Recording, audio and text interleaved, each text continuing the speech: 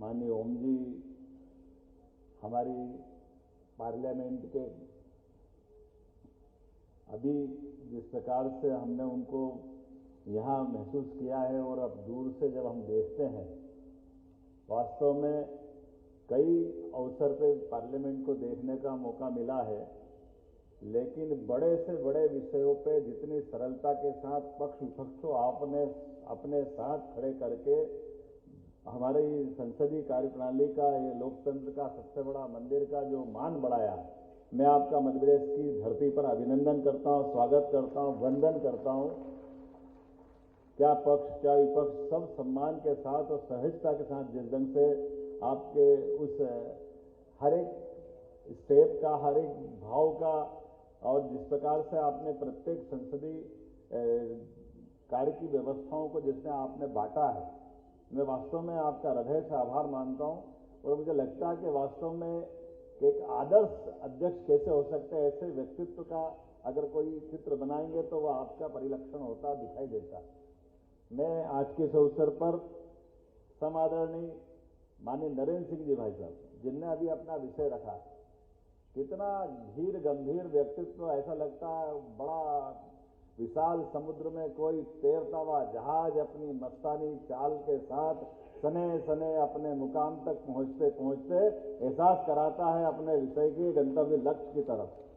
आपका इतना धीर गंभीर व्यक्तित्व, इतना अलग प्रकार का आपका अनुभव, मैं तो भाग्यशाली हूं जिनके मंत्रिमंडल में भी सारे मंत्रीगण इसी प्रकार के जो कभी भारत सरकार को गौरवान्वित करते थे, वो अपने इस मंत्रिमंडल में मेरे साथ है।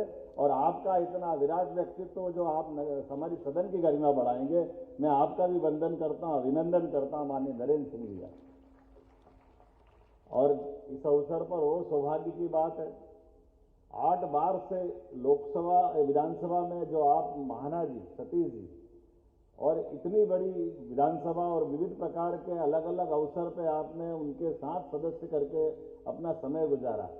आपका वो विस्तृत अनुभव का जो खजाना है, मेरे विधायक साथी आपका लाभ लेंगे। माननीय सतीश महाना जी, आपका भी मैं अभिनंदन करता हूं। आप गंगा की तीरे से आते हैं, हम अपने क्षिप्रा के तीरे वाले आपका भी अभिनंदन करते हैं। ये राजा भोज की नगरी है, आनंद की नगरी है, जो अलग अलग प्रकार से कारण से जानी जाती है। हमको मालूम है महाकाल की नगरी आता है, और महाकाल का स्थान कैलाश पर्वत से प्रिय कोई हो नहीं सकता। ये सौभाग्य की बात है। संसदीय कार्य मंत्री माननीय कैलाश जी विजयवर्गीय भी यहाँ विराजमान है।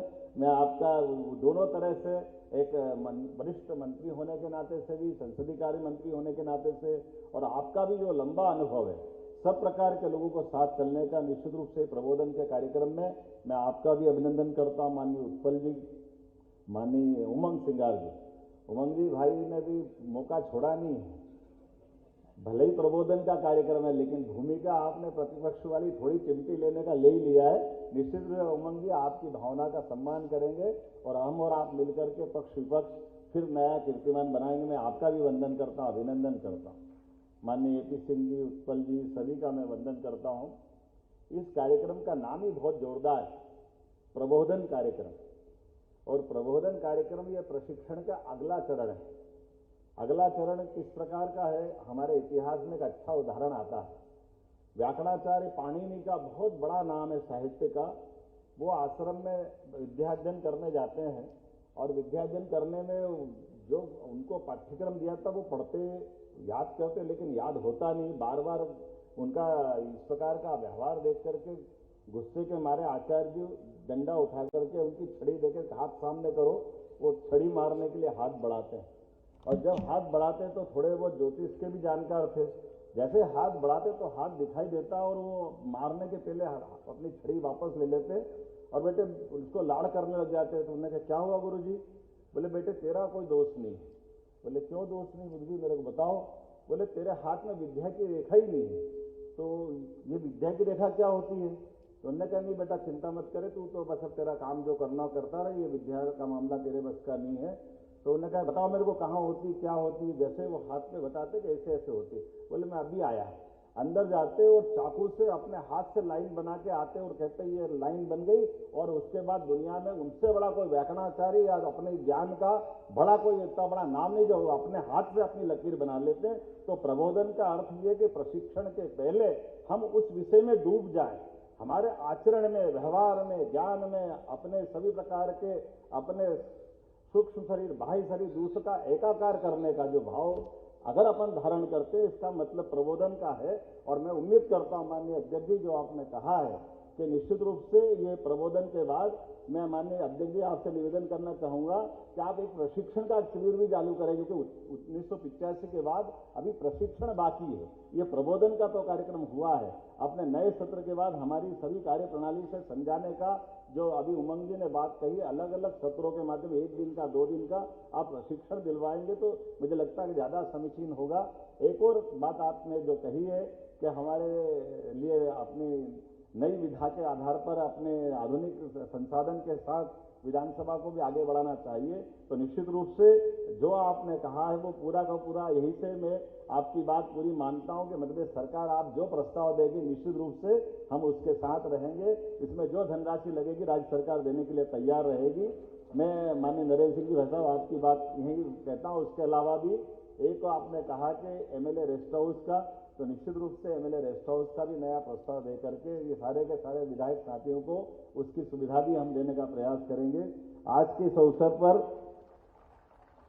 क्योंकि हमने अपने इस खास करके मैंने प्रबोधन की बात कही, तो एक उदाहरण और जरूर देना चाहूंगा, वो हम सब के लिए उसी प्रकार का होगा जो महर्षि पाणिनि जी को हमने नहीं देखा है, लेकिन लोकतंत्र के मंदिर में पहली बार पार्लियामेंट के दरवाजे पे खड़े होकर के यशस्वी प्रधानमंत्री ने जो लोकतंत्र के मंदिर के होने के नाते से मस्तक टिका करके जो एहसास कराया, इससे बड़ा प्रबोधन आज के लोकतंत्र का नहीं हो सकता। माननीय नरेंद्र मोदी जी को स्मरण करें, जब वो लोकसभा में पहली बार गए और अपना शीश नवा करके इस लोकतंत्र के पावन मंदिर का जिस प्रकार से उनने सम्मान किया, वो हमारे लिए सदैव पाथे रहेगा। हम उनका अभिनंदन करते हैं और हमारे सबके लिए जीवन में ये पाथे रहेगा कि लोकसभा हो या विधानसभा, हम एक बड़ी आबादी के माध्यम से लगभग 3 लाख या 2.5 लाख से ज्यादा वोटर का एक बड़ा हमारे पीछे उनका सबका मान सम्मान भाव, उनका विश्वास लेकर के विधानसभा में आते हैं। और विधानसभा में आने के बाद निश्चित रूप से हम अपने दोहरे रोल में रहते हैं। हमारी अपनी विधानसभा का दायित्व तो हम पे है ही, उस विधानसभा के साथ साथ प्रदेश की बेहतरी का दायित्व भी, ये उत्तरदायित्व भी हमको होता है। इसलिए हम पूरे प्रदेश की बेहतरी के लिए, अपने क्षेत्र की बेहतरी के लिए और इनको सबको मिलाकर के हमारे अपने इस देश की लोकतंत्र के उस पावन मंदिर का सम्मान करने के लिए उस बड़ी भावना के साथ अपने इस विधानसभा में प्रवेश करते हैं। निश्चित रूप से इस कारण से हमारी अपने जीवन में कई नए पाठ सीखने के लिए भी ये पाठशाला की तरह काम आती है। और इस पाठशाला के पाठ में हर सत्र हमारे लिए एक नया अपने जीवन का एक पाठ बने और नए प्रकार से अपने जीवन का आत्मविश्वास की एक नई चरण से नई सीढ़ियां प्रारंभ करें, वो सारी ऊंचाइयां हम हासिल करें। इस भावना के साथ आज के इस प्रबोधन के कार्यक्रम में मैं आप सबका वंदन करता हूं, अभिनंदन करता हूं। बहुत बहुत धन्यवाद। भारत माता की जय।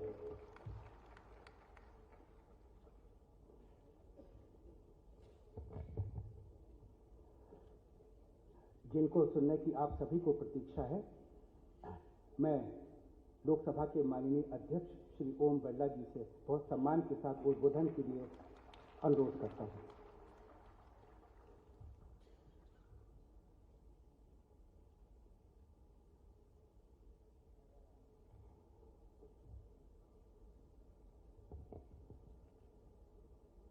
आज के प्रबोधन कार्यक्रम में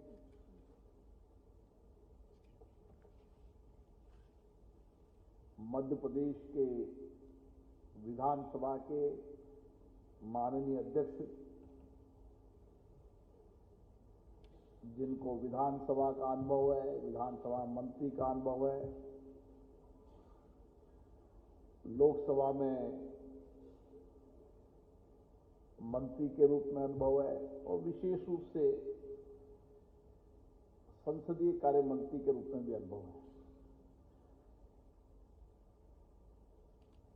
ऐसे अनुभवी और मुख्यमंत्री जी ने सही कहा, तोमर साहब के लिए गंभीर मध्य प्रदेश के विधानसभा के माननीय अध्यक्ष नरेंद्र सिंह जी तोमर साहब, मध्य प्रदेश के यशस्वी मुख्यमंत्री माननीय मोहन यादव जी, उत्तर प्रदेश विधानसभा के अध्यक्ष माननीय सतीश महाना जी,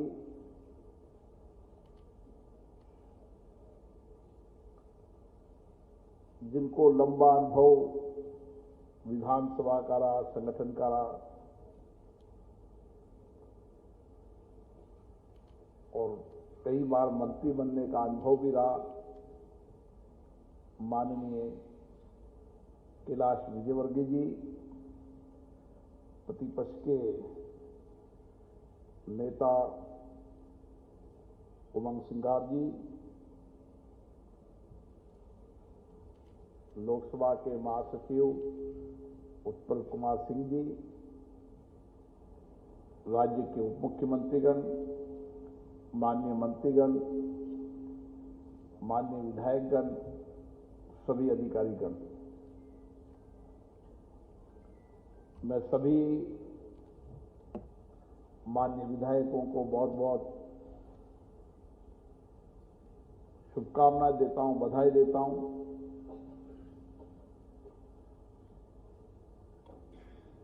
जो चुनकर आए हैं और जिनको जनता ने बहुत अपेक्षा आकांक्षाओं से चुना है, मुझे आशा है कि वह जनता की अपेक्षा आकांक्षाओं को पूरा करेंगे। मुझे ये भी खुशी है कि 16वीं विधानसभा में करीबन 30% 69 माननीय सदस्य पहली बार चुनकर आए हैं। कई माननीय सदस्य ऐसे भी हैं जिनको मंत्री बनने का अनुभव है केंद्र में, लेकिन राज्य विधानसभा में पहली बार चुनकर आए हैं। तो निश्चित रूप से जो चुनकर आए हैं पहले भी और जो कई बार विधायक रह चुके हैं,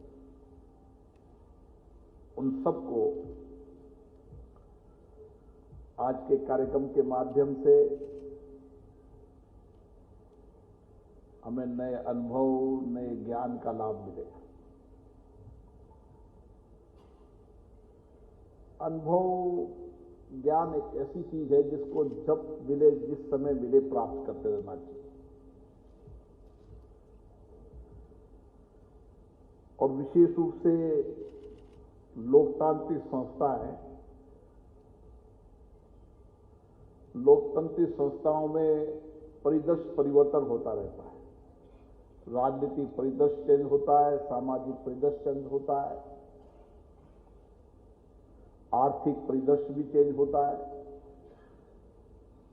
इसलिए हमारा प्रयास रहना चाहिए कि हम जितना अनुभव जनता से प्राप्त करें, उनसे सीख से प्राप्त करें, उस अनुभव और ज्ञान का लाभ विधानसभा के माध्यम से राज्य की जनता को मिले। क्योंकि मध्य प्रदेश का एक बहुत बड़ा गौरवशाली इतिहास रहा है। इस मध्य प्रदेश की धरती से जिन्होंने भारत का संविधान बनाया, भारत के संविधान के शिल्पकार हैं और आज भी ये संविधान हमारा मार्गदर्शनी जीवंत दस्तावेज है। डॉक्टर भीमराव अंबेडकर जी की जन्मस्थली ये है। स्वतंत्रता सेनानी जिन्होंने स्वतंत्रता आंदोलन को एक नई दिशा दी, रानी झांसी की रानी हो, चंद्रशेखर आजाद हो,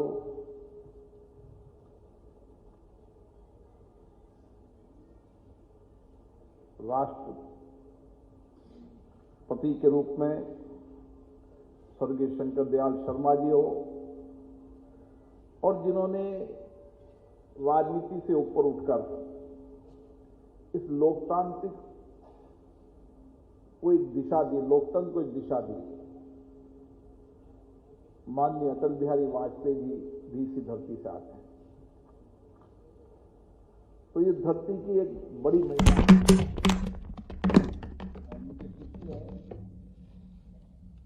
यहाँ के मुख्यमंत्रियों ने, यहाँ के विधानसभा अध्यक्षों ने का एक गौरवशाली इतिहास रहा, गौरवशाली परंपराएं रही, और आप सबको सौभाग्य मिला है कि आप इस गौरवशाली विधानसभा के सदस्य हैं, और गौरवशाली विधानसभा के सदस्य होने के नाते आपकी जिम्मेदारी ज्यादा बन जाती है कि आप विधायक के रूप में जहां जनता की अपेक्षाएं, आकांक्षाएं तो पूरी करेंगे सही, लेकिन उसके साथ साथ किस तरीके से हम प्रदेश के सर्वांगीण विकास की योजना बनाएंगे। विधानमंडल हमारी लोकतांत्रिक संस्थाओं के प्रमुख संस्था होती है, और इस नाते राज्य का लोकतांत्रिक संस्थाओं का सर्वोच्च सदन होने के नाते हमारी जिम्मेदारी बनती है कि हम राज्य के विकास के लिए और राज्य की जनता की आकांक्षाओं के लिए इस विधानमंडल में चर्चा करें,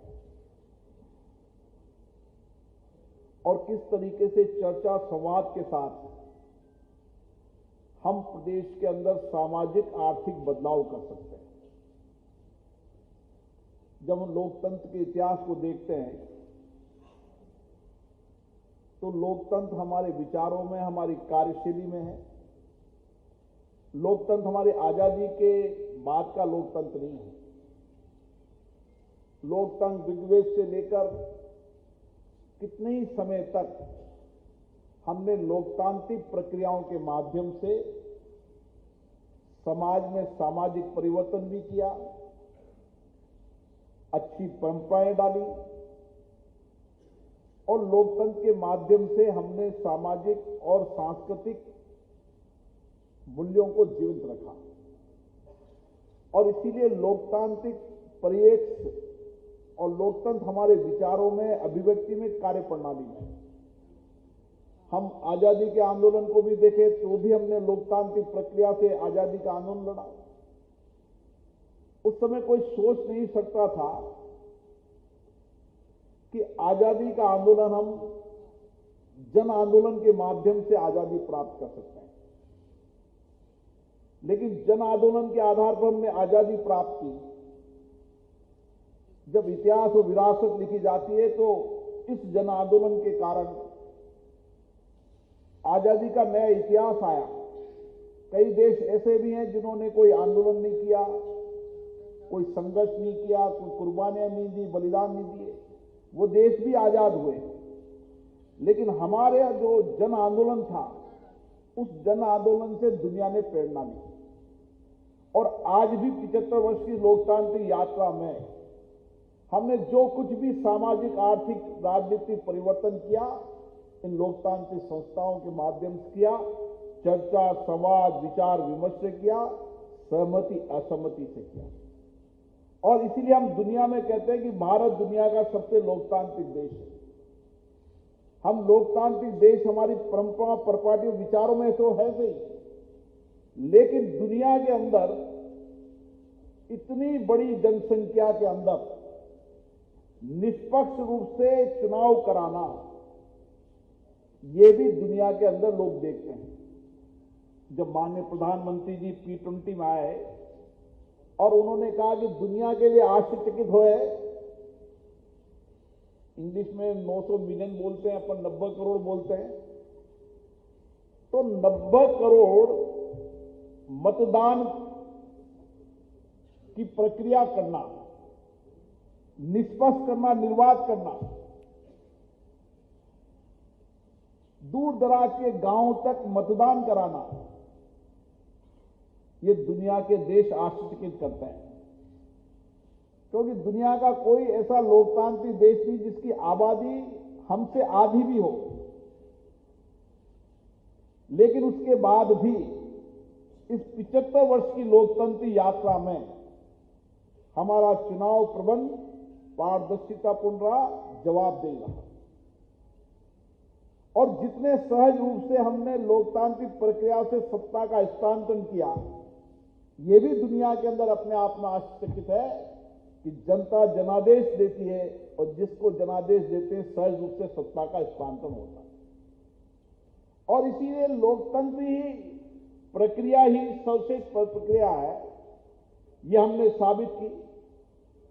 हमारे पास आजादी के बाद कई विकल्प थे, लेकिन हमने संसदीय लोकतंत्र अपनाया। आज जब हम कभी आईपीयू के सम्मेलन में जाते हैं तो आज ये मानना है कि संसदीय लोकतंत्र ही शासन चलाने की सर्वश्रेष्ठ पद्धति है। और हमने लोकतंत्र यही नहीं कि हमने केंद्रीय रूप से लोकतंत्र, हमारी पंचायत से लेकर दिल्ली तक, संसद तक हमारी लोकतांत्रिक प्रक्रियाओं से चुनना और उन प्रक्रियाओं से लोगों के सामाजिक आर्थिक जीवन में परिवर्तन करना, यह हमारी लोकतंत्र की ताकत है। और इसलिए जब लोकतंत्र की ताकत हमारी है तो लोकतंत्र की सर्वोच्च संस्था विधानसभा है, लोकसभा है। ये विधानसभा लोकसभा कैसे चलनी चाहिए, ये जिम्मेदारी माननीय विधायकों की है। संस्था की कार्यप्रणाली, उसकी सर्वश्रेष्ठता है, लेकिन उसमें काम करने वाले, उसमें अपने दायित्व को निभाने वाले, उसकी हिस्सेदारी वाले व्यक्ति पर निर्भर करता है कि हम लोकतांत्रिक संस्थाओं के माध्यम से कैसे बेहतर परिणाम ला सकते हैं, कैसे हम सामाजिक आर्थिक कल्याण के साथ राजनीतिक परिदृश्य के अंदर एक विकास की नई अवधारणा खड़ा कर हम नैतिक रूप से काम करते हुए एक व्यापक बदलाव अपने अपने राज्यों में ला सकते हैं। और इसीलिए हमारी बार बार चिंताएं रहती है कि विधानसभाओं में जो गरिमा गिरती जा रही, जो शालीनता गिरती जा रही, जिसका जिक्र अभी हमारे प्रतिपक्ष के नेता ने भी किया। मुझे याद है 2001 के अंदर जब देश भर के सारे विधानसभा के अध्यक्ष, देश के अंदर सभी राजनीतिक दल के नेता बैठे थे और उस समय एक बात की चिंता की थी कि हमारी लोकतांत्रिक संस्थाओं के अंदर हमारी गरिमा और शालीनता गिरती जा रही, उस विषय पर एक लंबी चर्चा हुई और सभी का मानना था कि सदन के अंदर गरिमा शालीनता बनी रहेगी और गरिमा शालीनता बनी रहेगी, विधानसभा के अंदर अच्छी डिबेट होगी, चर्चा होगी, संवाद होगा, तो एक बेहतर परिणाम भी आएगा और जो उसमें हिस्सेदारी लेने वाले हैं वो भी सर्वश्रेष्ठ नेता बनेंगे। और आज चाहे लोकसभा, विधानसभा हो, देश और प्रदेश के ऐसे नेता हैं जिन सदनों से ही नेता बने हैं। इन सदनों के अंदर चर्चा, संवाद, डिबेट से ही नेता बने हैं।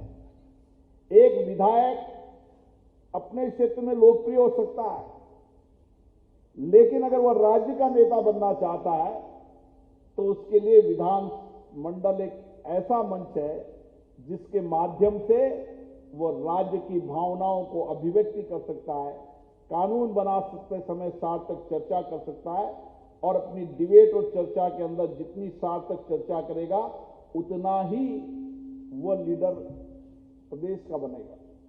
मुझे याद है कि मैं विधानसभा में रहा, लोकसभा में रहा,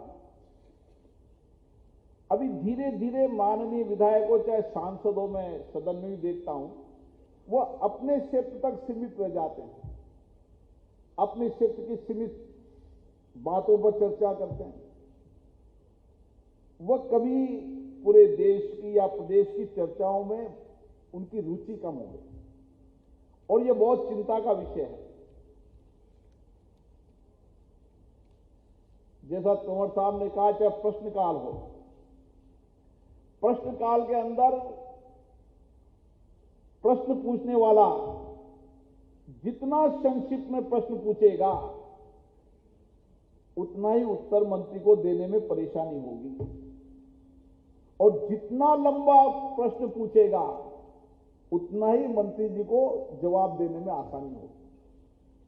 इसलिए संक्षिप्त में प्रश्न पूछना और संक्षिप्त में माननीय मंत्री जी को जवाब देना, ये सबसे पहले प्रश्नकाल का महत्वपूर्ण हिस्सा है। जो ज्यादा लंबा जवाब देता है मंत्री जी, उससे भी सप्लीमेंट्री पूछते तो मंत्री जी भी उसमें उलझ जाते हैं। इसलिए प्रश्नकाल के अंदर जब प्रश्न लगे, अगर माननीय विधायक पूरी तैयारी के साथ पूछे तो निश्चित रूप से मंत्री जी भी पूरी तैयारी करके आएंगे। और मेरा तो मानना है, जितनी ज्यादा विधानसभा के सत्र होंगे उतनी सरकार में पारदर्शिता आएगी और उसका अनुभव भी लाभ मंत्रियों को मिलेगा, क्योंकि जब ब्रीफिंग लेते हैं मंत्री तो उनको विधानसभा के अंदर ब्रीफिंग लेने से जाते हैं, क्योंकि लोकसभा में तो नेचर है, लोकसभा के अंदर जब कभी माननीय मंत्री आते हैं तो बड़ी लंबी ब्रीफिंग पढ़ते हैं और लंबा करते हैं। राज्यों में अभी ये प्रक्रिया परंपराएं कम है। अगर राज्य के अंदर भी कुछ लोकसभा के अंदर जिस तरीके से प्रश्न के समय एक लंबी, क्योंकि तोमर साहब यहाँ अध्यक्ष हैं तो समय समय पर माननीय मंत्रीगण को, विधायकों को भी लगातार चर्चा करते रहेंगे, उतना ही मंत्री भी उस डिपार्टमेंट को समझेगा और विधायक भी जो प्रश्न पूछने वाला है वो डिपार्टमेंट की पूरा एक प्रश्न के अंदर अगर वो पुराने प्रश्नों के सारे जवाबों का अध्ययन करने के बाद अगर प्रश्न लगाता है और उसके प्रश्न का उत्तर पूछता है तो निश्चित रूप से सदन के अंदर भी और सरकार के अंदर भी पारदर्शिता आएगी और सरकार भी पूरी तैयारी के साथ माननीय विधायक जी को जवाब देगी। और इसलिए मेरा मानना है कि अभी जो चिंता है, हर कानून बनाते समय कानून पर एक लंबी चर्चा होनी चाहिए, डिबेट होना चाहिए, सार्थक होनी चाहिए। कई बार मुझे लगता है कि जैसे कोर्ट में एक आता ना, एक वकील एक पक्ष का एक पक्ष का, तो उसको विपक्ष में बोलना ही बोलना है, क्योंकि वो तो उस पक्ष का वकील है। पक्ष में बोलने वाले को पक्ष में बोलना ही बोलना है। मेरा मानना है कि प्रतिपक्ष को भी कानून सही है तो सकारात्मक चर्चा करनी चाहिए, कानून में कमी है तो डिबेट करना चाहिए, चर्चा करना चाहिए, तर्क के साथ करना चाहिए। हमारा काम सत्ता पक्ष का प्रतिपक्ष का एक है कि जो सरकार नीतियां बना रही है उसकी नीतियां की जितनी सकारात्मक रूप से आलोचना करेंगे सरकार उतनी पारदर्शिता से काम करेगी। कानून बनाते समय अगर हम तर्कों के साथ चर्चा करेंगे तो कानून बेहतर बनेगा, उससे राज्य का कल्याण बेहतर होगा। तो कानून बनाते समय हमारी चर्चा गंभीर होना चाहिए और मैं माननीय अध्यक्ष महोदय से कहूंगा कि हर कानून बनाने के पहले कभी न कभी कोई न कानून में संशोधन लाए होंगे। तो माननीय विधायक उन पुराने कानूनों पे जो चर्चा हुई हो पक्ष विपक्ष की, उसका रिसर्च करके अध्ययन कर अगर कानून पर चर्चा करेंगे तो बेहतर तरीके से वो उस कानून पर चर्चा कर पाएंगे। इसलिए हर विधानसभा के अंदर भी एक रिसर्च की यूनिट बनना चाहिए और वो रिसर्च की यूनिट, क्योंकि विधानसभा तो सब दल के होते हैं, वो दल से तो होता नहीं, चाहे सत्ता और पक्ष को जितना अनुभव जितना ज्ञान विधायक प्राप्त करना करे।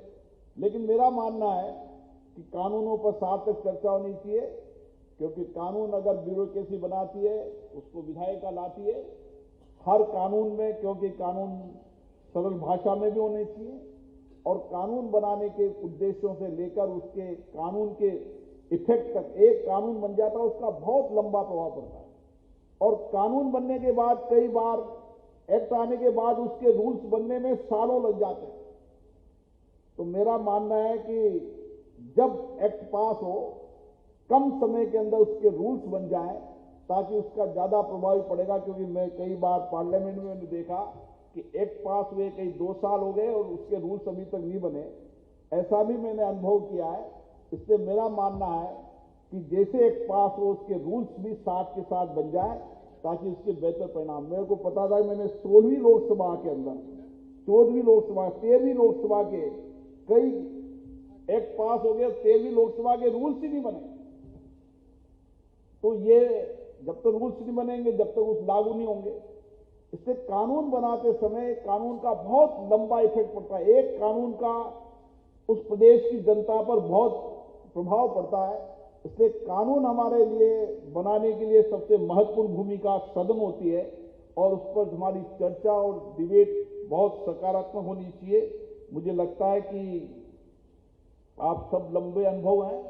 मेरा तो इतना ही कहना है कि जो नई परंपरा चल गई है, नियोजित तरीके से विधानसभाओं में व्यवधान पैदा करना, उसको हमें उस परंपरा को समाप्त करने का प्रयास करना।